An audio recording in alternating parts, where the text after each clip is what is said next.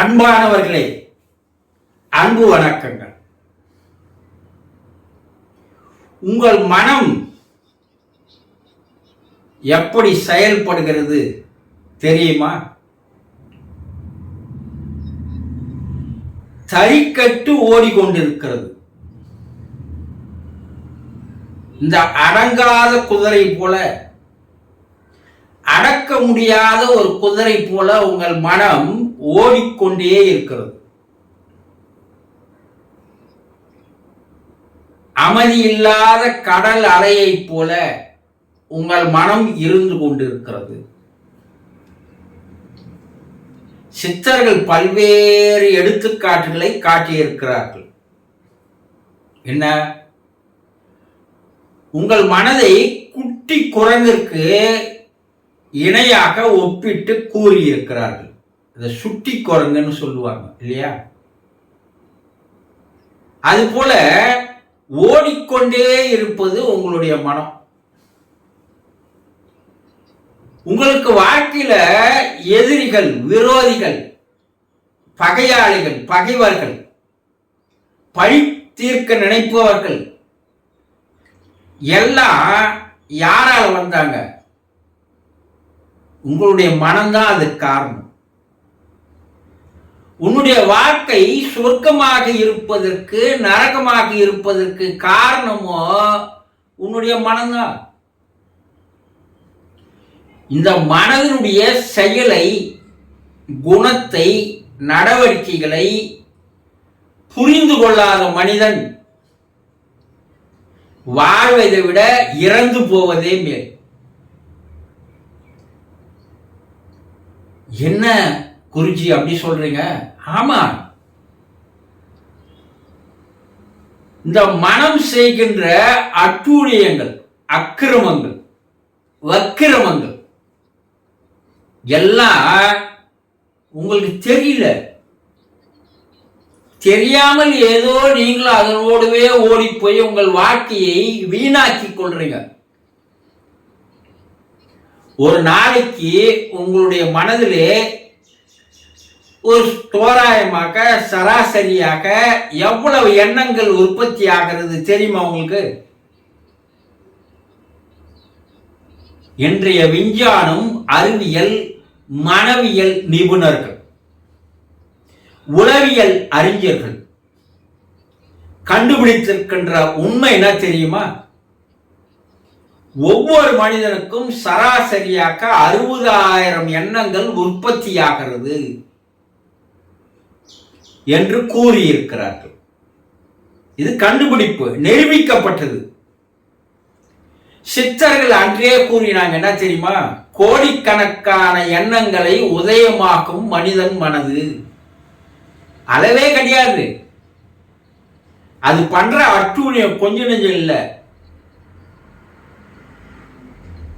அப்போ இந்த மனதை புரிந்து கொள்ளாத வரை உன்னுடைய வாழ்க்கை மகிழ்ச்சியாக இருக்காது, ஆனந்தமாக இருக்காது, அமைதியாக இருக்காது, நிம்மதி இல்லாம அலைவீங்க. அப்படிதான் அலைஞ்சுக்கிறீங்க எல்லாருமே. ஆனா யார் மேல பழிய போறீங்க? இறைவன் மேல பழிய போட்டுறீங்க. எதுக்கெத்தாலும் இறைவன். அவன் ஒரு இழிச்சு வாய மாட்டிக்கினான். என் கஷ்டத்துக்கு காரணம் யாருங்க? கடவுள். என் உடல் நோய்க்கு யார் காரணங்க? கடவுள். நான் ஏழையா போறதுக்கு யார் காரணங்க? கடவுள். யாரா இருந்தாலும் உங்களால் புரிந்து கொள்ள முடியவில்லை என்றால் அந்த பழியை தூக்கி போட்டுறது யாருன்னா இறைவன் தான் மாட்டிக்கணும். உங்க எண்ணங்கள் எவ்வளவுக்கு எவ்வளவு உற்பத்தி ஆகிறதோ அவ்வளவு அளவு உங்களுடைய உயிர் சக்தியானது செலவாகி கொண்டிருக்கிறது. நீங்க எவ்வளவுக்கு எவ்வளவு மின்சார சாதனங்களை பயன்படுத்துகிறீர்களோ அவ்வளவுக்கு அவ்வளவு கரண்ட் பில் வந்தா அளவுக்கு அதிகமான கட்டணம் வருது இல்லையா? எவ்வளவுக்கு எவ்வளவு நீங்க செல்போனை பயன்படுத்துறீங்களோ அது உடனடியா என்ன ஆகி போகுது? குறைந்து குறைந்து குறைந்து ஜீரோவுக்கு வந்துடுது இல்ல. அப்போ கரண்ட் இல்லைன்னா எந்த ஒரு மின்சாதனமும் செயல்படாது. லோ வோல்டேஜா இருந்தா ஏதாவது செயல்படுமா? ஃப்ரிட்ஜ் ஓடுமா? ஹீட்ரு செயல்படுமா? மின்விசிறி ஓடுமா? தொலைக்காட்சி தெரியுமா? Low voltage. அது போலதான் உங்களுடைய எண்ணங்கள் அதிகமா உற்பத்தியாக ஆக உங்களுடைய உயிர் சக்தியானது செலவாக்கி நீங்க லோ வோல்டேஜுக்கு வந்துடுறீங்க. அதனால என்ன ஆகுதுன்னா உடல் பாதிக்கப்படுகிறது, மனம் பாதிக்கப்படுகிறது, சிந்தனை சீர்கெட்டு போகிறது, ஆளுமை திறன் குறைந்து போகிறது, எந்த நேரம் சோம்பேறியாவே இருக்க சொல்கிறது. பல்வேறு பலவீனங்கள் உங்களுக்கு ஏற்படுகிறது. எதையும் சிந்தித்து செயல்படக்கூடிய ஒரு அறிவு கூர்மை இல்லாத போகிறது, விழிப்புணர்வு இல்லாத போகுது. இந்த நேரத்தில் உங்கள் மனம் தறிக்கட்டு ஓடி பல்வேறு பிரச்சனைகளை கொண்டு வந்து உங்களிடம் சேர்க்கிறது. இததான் நம்முடைய சித்தர்கள், யோகிகள், முனிவர்கள், ரிஷிகள், அவதாரங்கள் எல்லாம் என்ன சொன்னாங்க? எப்பா உன் வாழ்க்கையை நீ சொர்க்கமாக மாற்றிக்க முடியும், உன் வாழ்க்கையை நீ மகிழ்ச்சியாக, ஆனந்தமாக, சந்தோஷமாக, அமைதியா வாழ முடியும். ஆனா உன் மனசை நீ புரிஞ்சுக்கோ, அது ஓடுகின்ற அந்த வேகத்தை தடுத்து நிறுத்த கற்றுக்கொள். அப்படி உங்கள் மனம் ஓடுவதை சிறு சிறு சிறிதாக குறைத்து கொண்டே அந்த வேகத்தை குறைச்சிங்கன்னா உங்க மனசுல இருந்து ப்ரொடியூஸ் ஆகிற அந்த தாட்ஸ், எண்ணங்களை குறைக்க ஆரம்பித்தால் உங்களுடைய உயிர் சக்தி, ஜீவகாந்த சக்தி, பயோ மேக்னெட் உங்க உடம்புல கொஞ்சம் கொஞ்சமா சேர ஆரம்பிக்கும். அப்படி சேர சேர சேர உடல் வலிமை, மன வலிமை, வாழ்வில் சந்தோஷம், ஆனந்தம் எல்லாம் வருவதோடு எப்போ உங்களுடைய மனதனுடைய வேகம் குறைந்து குறைந்து குறைந்து அமைதியான நிலைக்கு வருகிறதோ அப்போதுதான் இறைநிலையினுடைய தொடர்பு, இறை சக்தியினுடைய தொடர்பு, கடவுளுடைய கனெக்ஷன் உங்களுக்கு கிடைக்கிறது.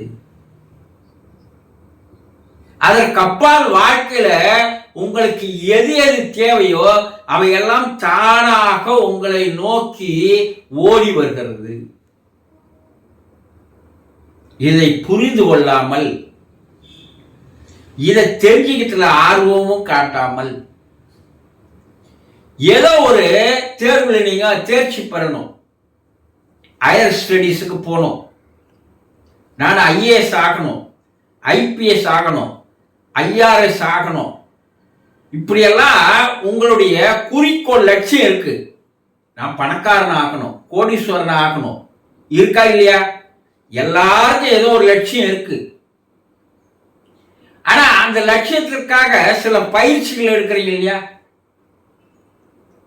ஐஏஎஸ் அகாடமியில போய் சேர்றீங்க, நீட்டு தேர்வுக்கு பயிற்சி எடுக்கிறீங்க, 6 மாதம் 1 வருஷம் பயிற்சிகள் எடுக்கிறீங்க, அதுக்கப்பால தானே நீங்கள் வெற்றிகளை அடைகிறீர்கள். ஆனா இந்த வாழ்க்கையில நீங்க சந்தோஷத்தை அடைவதற்கு, நினைத்தது எல்லாம் நீங்கள் அடைவதற்கு ஒரு பயிற்சியை நீங்கள் எடுப்பதே இல்லையே. ஏன்? அதைத்தான் மனத்தினுடைய அலைவரிசையை குறைக்குகின்ற, மனதை ஒருநிலைப்படுத்துகின்ற, மனதை கூர்மைப்படுத்துகின்ற ஒரு பயிற்சியாக, ஒரு கலையாக, ஒரு ஆர்ட்டாக சித்தர்கள் கற்றுக் கொடுத்து சென்றார்கள். எவன் ஒருவன் அந்த கலையை, அந்த பயிற்சியை தொடர்ந்து செய்கிறானோ அவன் தன்னுடைய மன ஓட்டத்தை படிப்படியாக குறைத்து வந்து எவ்வளவுக்கு எவ்வளவு குறைக்கிறானோ அவ்வளவுக்கு அவ்வளவு அவனுடைய உடல் சக்தியானது பெறுகிறது, மன வலிமை அடைகிறது, சிந்தனை சீராகிறது, நல்ல எண்ணங்கள் உற்பத்தியாகிறது, அப்சர்வேஷன் பவர் கிடைக்கிறது, நினைவாற்றல் அதிகமாகிறது. இப்படி பல்வேறு அதிசயங்கள் உங்களுக்குள் நடக்கிறது. இதை தயவு செய்து புரிந்து கொள்ளுங்கள். மனதை அதனுடைய விருப்பத்திற்கு ஓட விடாதீர்கள். உங்களை நரகத்தில் கொண்டு போய் அது சேர்த்துவிடும். தெரிந்து கொண்டீர்களா? சந்தோஷம்.